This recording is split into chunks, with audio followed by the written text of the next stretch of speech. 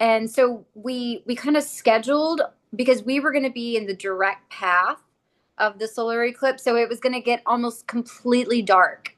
So we were so obviously you can't film a daylight scene if it's completely dark outside. So we scheduled our filming around this solar eclipse.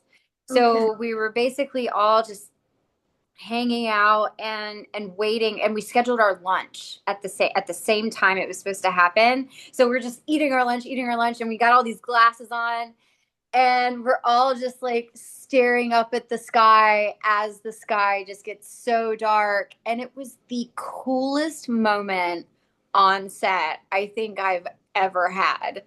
I mean, to be number one, to watch my first solar eclipse, that's cool in and of itself.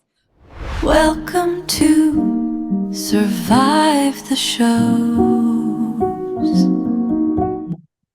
Welcome, everyone, to this exciting interview segment at Survive the Shows. I'm Desiree, and today we have the pleasure of sitting down again with Kristi Murdock, star of the Uptv movie Technically Yours.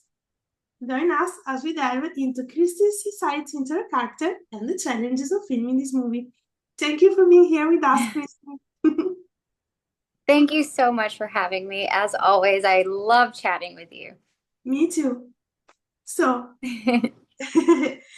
talking about your character in Technically Yours, Erin Connolly is a tech prodigy who resorts to deepfaking a boyfriend. What drew you to this character's premise, and how did you approach portraying someone immersed in both technology and emotional vulnerability? I think that what drew me to this role is the character. She's just really fun. I mean, and the circumstances are really fun. I I certainly myself would never fake a boyfriend for my family, because I would be so scared of getting caught and so scared of lying. Um, and hurting people because of a lie. Like I just wouldn't want to. I know that she is lying to kind of protect her grandmother and kind of assuage her feelings and try to make her feel better. But I would still have a I wouldn't be able to do it personally myself. But playing a character who makes all these kind like a lie upon a lie upon a lie upon a lie, and she has to figure out how to juggle all these balls in the air is really fun. It's really fun to play that kind of character. And so certainly when I read the script, I was like, this is going to be a blast. It's going to be so much fun. And there's one clip that's out there that's been shown on UpTV where I am very angry that he has stolen my job and my mug, and and so that was really fun because I feel like there's so many colors to the character that I got to play in this. She gets to be mad. She gets to then kind of eat crow and beg him to be like, would you want to be my fake boyfriend for a weekend? So she kind of like, I don't know, she's all over the place. Like she's really just trying to figure out how to get through this weekend in one piece and hopefully let everybody know that she has a boyfriend, she's fine. And in the process of pretending that she has a boyfriend, she actually ends up falling in love. So it was such a really fun character to play. Amazing. And can you walk us through your preparation for Erin's technical proficiency? Did you consult with any tech expert or do research to embody a believable tech prodigy? I think it was really fun for me to there's a lot of women in technology, and that's not often portrayed in Yeah. movies. And so her being a coding whiz and someone that other people look up to, and other people are like, oh my gosh, that's Erin Connolly, you know? Yeah. So that was, I feel like that's just important in general because instead of, you know, all the typical jobs that one would see in these types of movies, this is kind of an atypical job that you wouldn't necessarily see all the time in this type of, kind of lighthearted rom-com. And so there's kind of really something to be said to the writer. Her name is Jocelyn Jensen. She really like she wanted to show off like what women can do. And I loved that. And she had all kinds of nods to coding throughout the script. And I'm not great with coding myself, but it was really cute, all of the little things that she put in there. And so of course I would do research on like different words that she used that maybe I didn't understand, and things like that. But really, I think it was just so important to play a woman who had a job that's typically in a male dominated field. And you get to see that struggle literally in the story. So I think this is going to be super fun, and it's very empowering for women. And it kind of just shows that, a woman can be a force to be reckoned with in a male dominated industry. Yeah, great. Talking about the fake relationship, Uh-huh. how did you build on-screen chemistry with Tom Gipson, Jack on the story, to make that transition feel authentic? Tom and we did some rehearsals over Zoom, Oh, before meeting up in person. I had never met him in person, so it was nice to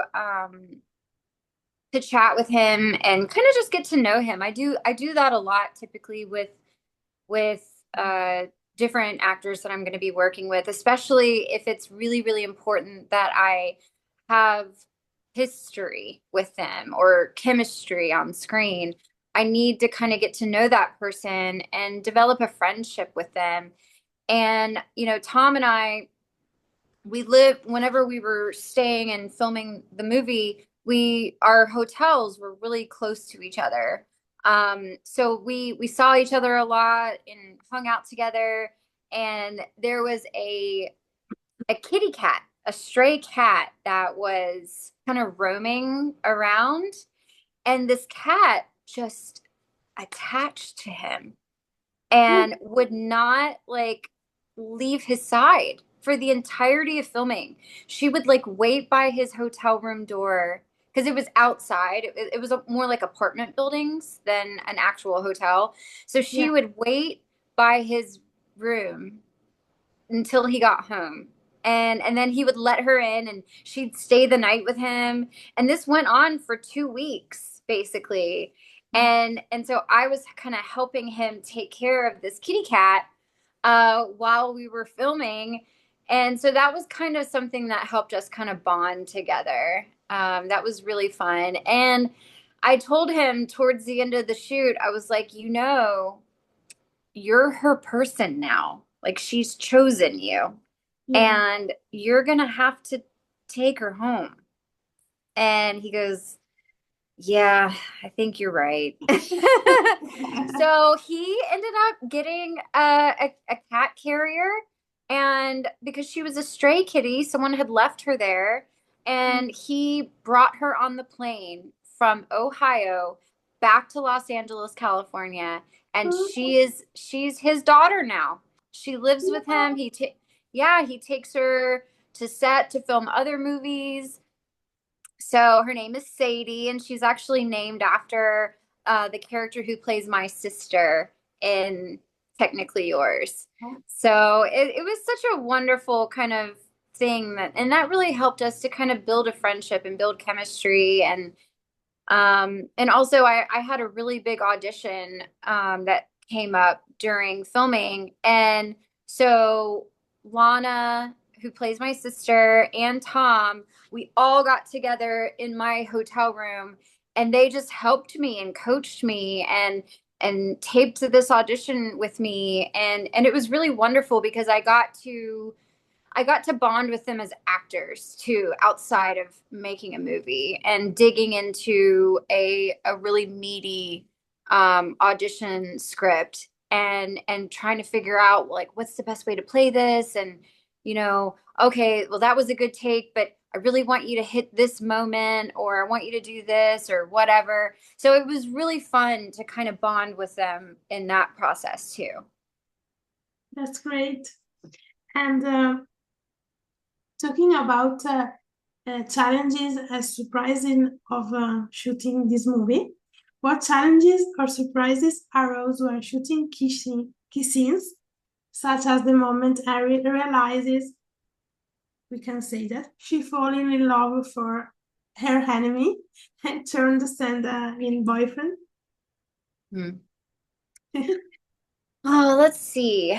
I think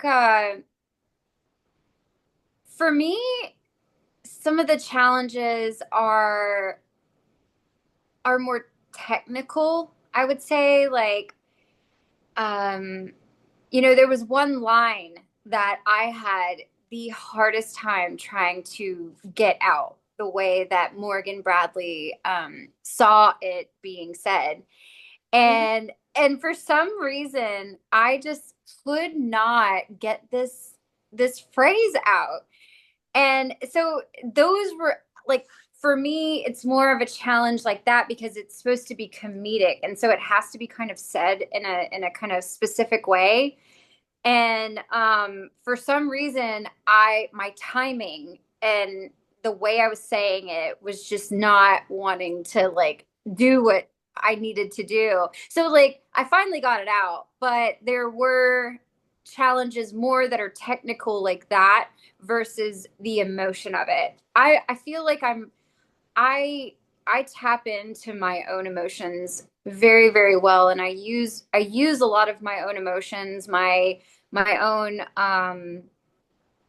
life experiences and past relationships and past heartbreaks or memories. I use all of that in my own process to kind of help me feel and kind of go from here to here.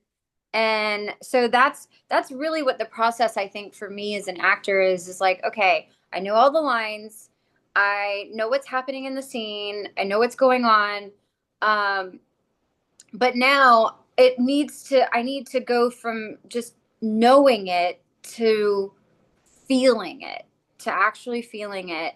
And so that's kind of more of I guess what my process is and what challenges lie for me. To me, the feeling part is easy. I feel tapped in, but sometimes when there's a technical thing like that, that's more of my challenge. That's great.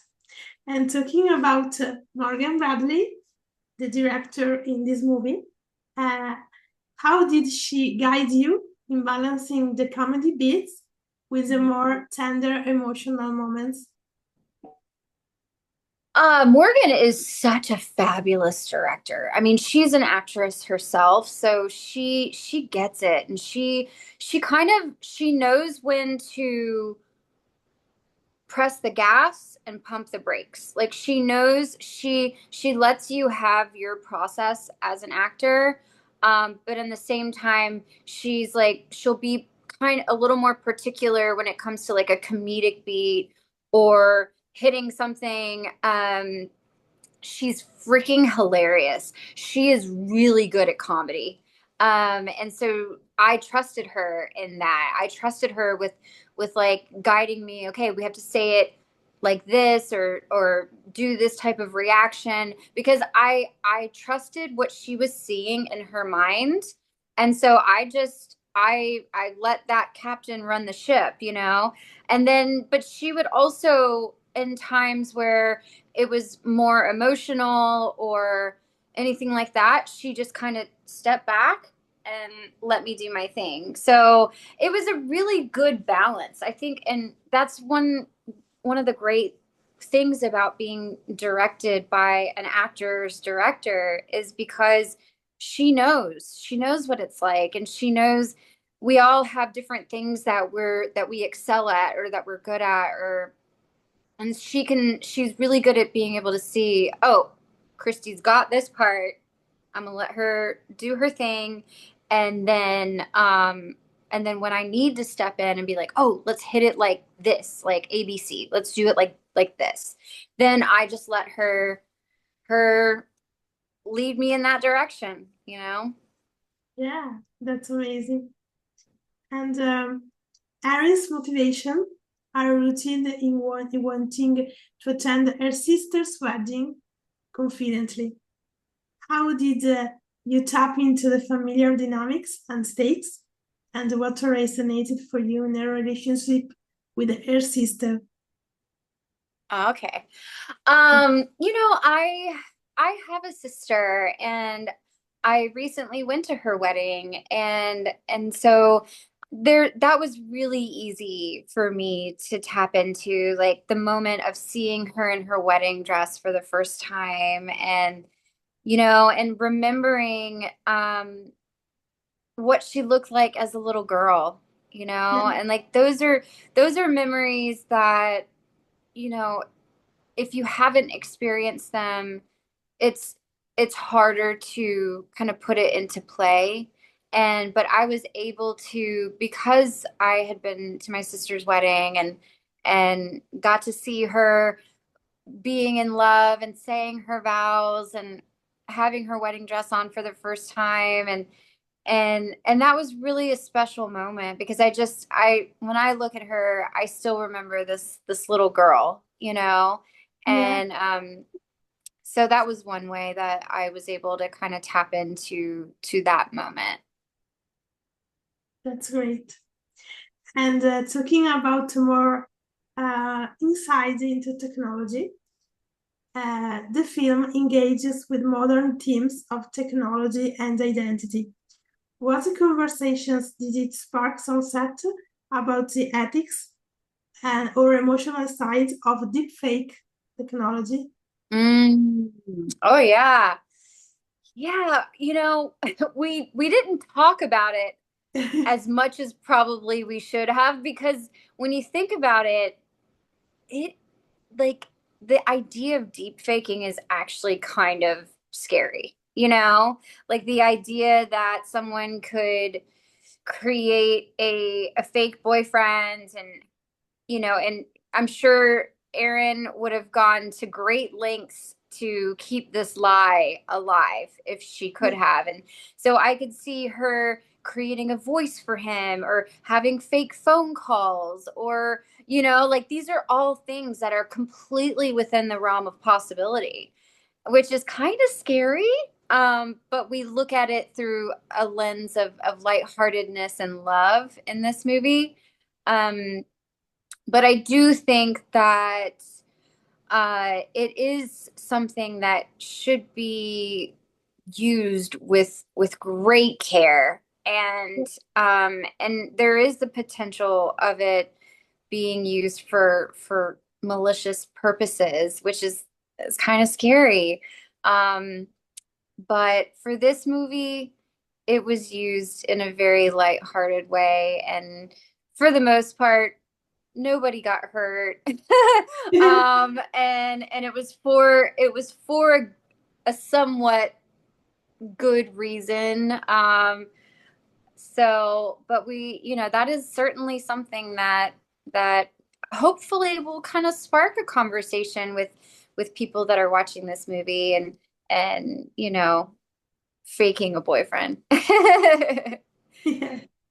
And were there any technical or visual effects elements you had to interact with directly to represent the deepfaking process? How did you stay present in the scene when much in editing post? Right. So we did we did some things, like I took a picture with a man's arm around me, and that was and then we just pretended like we could have cut off his head. So all you see is like this arm around me, and I'm like looking up dreamily at this guy. And so it was we would use kind of things like that to fake the boyfriend. And then that's something that Erin posts on social media, like, so in love with my new guy, you know. So she faked a lot of those types of things. There wasn't any kind of video or anything like that that would be a lot more, you know, technologically advanced. Yeah. Hers was more, I think, your typical deep fake, or not deep faking, typical fake a boyfriend kind of moves, you know, like Yeah. it's a tale as old as time. Girls that, you know, maybe just went through a breakup and want to make their other guy jealous, they'll pretend that, you know, they've got a guy's arm around them, or and then they'll post that picture. And so it was more kind of simple things like that. Great. And can you share a particular memorable on-set moment or improvised bit that wasn't in the script but ended up enhancing Erin's arc? Okay. An improvised moment. Um, I mean, there's definitely a couple moments on set that I remember that were really fun. But they weren't really related to the script or filming or anything like that. They were more just like kind of fun bonding moments that we had. Like for example, when we were filming, it was during the solar eclipse that happened here in the United States. And I had never seen a solar eclipse before, ever in my whole life. And there was a lot of people who had never seen a solar eclipse. And so we kind of scheduled, because we were going to be in the direct path of the solar eclipse. So it was going to get almost completely dark. So we were, so obviously you can't film a daylight scene if it's completely dark outside. Yeah. So we scheduled our filming around this solar eclipse. Okay. So we were basically all just hanging out and waiting, and we scheduled our lunch at the same time it was supposed to happen. So we're just eating our lunch, and we got all these glasses on, and we're all just like staring up at the sky as the sky just gets so dark. And it was the coolest moment on set I think I've ever had. I mean, to be number one, to watch my first solar eclipse, that's cool in and of itself. But to do it on set, where I'm getting to do the funnest thing that I love so much, and that's film a movie, be on set, get to act with really awesome actors and an amazing director, and you know, people that I count as my friends now. And so that it just made it so much like doubly special because of where I was and what I was doing in that moment. And so that moment is like forever cemented in time for me. Great. And talking about costume, hair, and makeup teams, did you collaborate with those teams to reflect Erin's evolution visually as the story progresses? Any subtle details you personally requested? Yeah. So for this one, uh you know, Erin, she's very driven. She's a hard worker. She is no nonsense. And so we wanted to reflect that in her clothing. And I certainly worked with wardrobe to kind of make that happen. And so over the course of the movie, you'll kind of see her art happen through, like, visually through her clothes, through her hair, through her makeup. So in the very beginning, I'm wearing very little makeup. I am very like a lot of black, a lot of like business wear.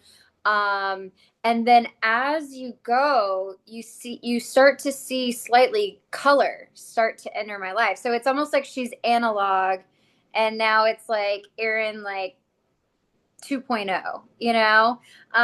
So you see like a very big shift happen visually with her, with makeup, with hair. When I first start, my hair is straight, and then over the course of the movie, it gets like softer and like with some curls in it. We add more makeup. Uh, I would start wearing a lot of like florals and bright colors, and so you'll see that transition happen when you watch the movie for sure. Great. And what was your favorite scene to film and why? Oh, favorite scene to film. Okay, I know exactly the scene. So, there's one where I'm sitting with my grandmother, and I'm sitting with my sister and her fiance. And in this moment is when I come up with the lie, like, I'm already dating someone. I'm seeing someone. And I say it, just a knee-jerk reaction. It just bleh, comes out of my mouth. I don't think she plans to lie. I think she's just, it's literally just an instinct that just flies out of her because she wants to protect her grandmother, and she wants her grandma to know she's going to be okay and that she's not alone. And then all of a sudden they latch onto that, and they're like, oh my gosh, why didn't you tell us? Like, what, who is he, what's his name? And then my character, she, like, you see her wheels turning, and she's like, his name is Brad. And so you see a lie turn into another lie, turn into another lie, and then a bigger lie, and a bigger lie, all in the span of like a minute. And so it was really fun because, as an actor, you're filming the same scene over and over and over again, and you really have to make it fresh every single time. You have to keep it fresh. You got to keep it spontaneous. And so you're rediscovering, even though you know those lines and you know you're going to lie, you have to, it's a challenge as an actor to make it be like I'm coming up with it on the top of my head right now. So it was really fun to get to play with those lines, and fake lying, fake coming up with it off the top of my head, and in this like heightened sense of like, like, oh gosh, I'm lying, I don't want to lie, but I already said it, and now I have to keep going with it, and like, oh no. So she hates that she's lying, but she doesn't have any other choice now. So that was a really fun scene to do. That's great. And looking back after rap, what part of Erin's journey feel most personally meaningful to you and why? Hmm. Hmm. What part of her journey was personally meaningful? You know, I think the relationships that Erin has with her grandmother and her sister, that to me was really special. And being able to kind of show the love for my own family and my own sister and my own grandmother. And like, because whenever I'm acting, like, I'm picturing my grandmother's face. I'm picturing my sister, and it makes it personal for me. So just being able to be around characters that remind me of people in my own everyday life, like, to me, that's really special. Like, that's something that's really meaningful to me. That's great. And the last question, as usually. Beyond the technical years, what upcoming projects can you share? Yeah. So I actually just wrapped filming a new Christmas movie. I am so excited. I think it's going to be adorable. It is very cute. I worked with a really wonderful production team. They were honestly the kindest, sweetest, and gentlest team I've ever worked with. Um, I they put a lot of heart and effort and hard work into every single detail of this movie, and you can just, when someone cares about a project, they care about the end result, they care about every little detail. It shows in the final product. It really, really shows. And so a lot of these productions by Nicely, Nicely has a really high standard of quality, which is really wonderful. So a lot of the production companies that they work with also have that high standard of quality. And you're going to get a good script. Your character is going to be so much fun to play. And the casting is going to be so amazing. And it's so fun to work with really, really good, talented actors. Um, so I'm very, very excited for this new Christmas movie. I don't know if it'll be out for this Christmas, Oh, but I hope and pray that it will. yeah, But we'll see. So, but it's going to be a really good one. I'm looking forward to it. Yeah. Yeah. So this is it. Make sure all of you to coach Technically Yours on Uptv this Sunday night. And thank you, as always, Kristi, to join us today. Thank you so much. Thank you. And thank you for watching. Bye. Bye.